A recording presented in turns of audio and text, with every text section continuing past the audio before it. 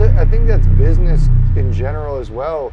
People want this get rich quick thing, and yeah, there are anomalies that people hit the lottery, but most of the time it's just building it brick by brick, and unfortunately you only see the end result, but like you don't see all the other work that goes into it and all the time I'm sure that you spent learning and, you know, learning from your mistakes, speaking to your mentor, like doing your due diligence on the back end. Like, you don't see all of that. Yeah, I think that, you know, everybody looks at people who are successful and think that that just happened to them overnight. Yeah. And it's very rare that that actually happens. It's like, no, I've been around for 10 years. You know, it's like, it takes work. So then you get this big win, and did you see consistent success, or did you have sort of a false confidence that you... At first, it was a little bit of a false confidence. I still ended up losing some of that. You're like, I cracked the code, I got it. Yeah. And so you give yourself a little bit more confidence, and then you start to get overconfident, and so then you start taking larger position sizes, and then there's like, oh shit, I can't do that. You know, I got to be able to back it off. Because I think what the advantage of you having more money is, and not being overconfident, is that you get to manage that risk even better.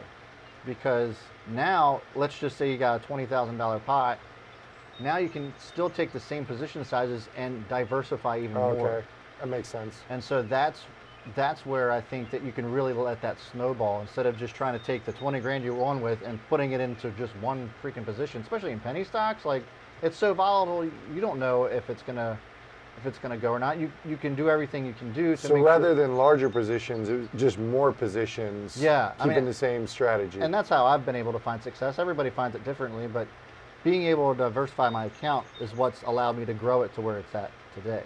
Okay, that's pretty cool. That's good. That's interesting, because just kind of giving you, we haven't really talked about my experience, but when I started with WeTrade HQ, I was like, you know, I want to learn just to understand what the business is about. Yeah, and you've been hanging in the mentorship a lot lately too. And I've really enjoyed the process, but I remember when I started my first account,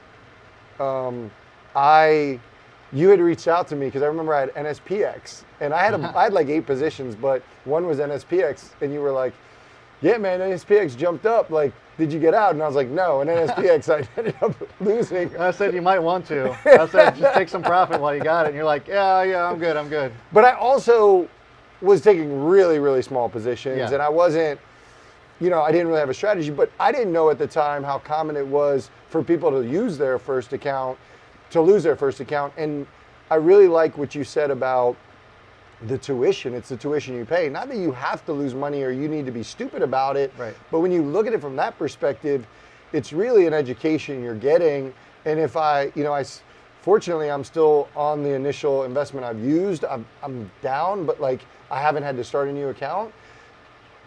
That is money that, you know, I mean, school costs 10, 15 grand a year, potentially. You know, if you're losing 1,000 or 1,500, but you're getting better, that's something that I don't think a lot of people realize, and they look at it as like, if they lose their first account, I'm screwed. Yeah, you know, and I get that all the time when people are like, oh, I can't.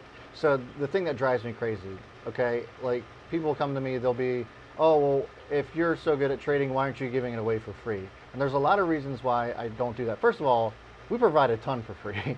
Yeah. Second of all, the reason why I charge for the mentorship.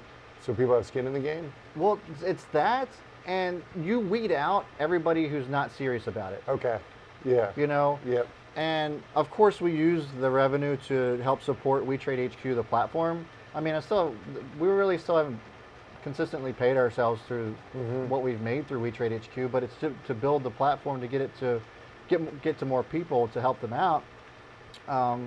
And so, yeah, it's really, like you were saying, put more skin in the game, but also, if you're serious about something, you're willing to pay for it. Yeah. You know, you're serious about getting your education, you're willing to go to a higher price school because you think that they're going to provide you with some more value than maybe another school will. It's the same thing. And honestly, we charge $50 a month. I mean, if you can't afford $50 a month, you ain't got no business trading. Yeah. You know? And the other thing that I tell people, because, you know, they're in anybody's mentorship for a month or two, and they're like, oh, I can't do this, I'm out. You know, I'm not getting it. And it's like, it took me 5 years to get to a point to where I could, when I started trading, to 5 years to really be able to quit my job. And my goal is to be able to cut that in half. That's still 2.5 years. Yeah. You know, it's not a 1-2 month thing where it's like you're automatically a pro trader because I taught you all this stuff in no time. You know, it's not. It doesn't work that way.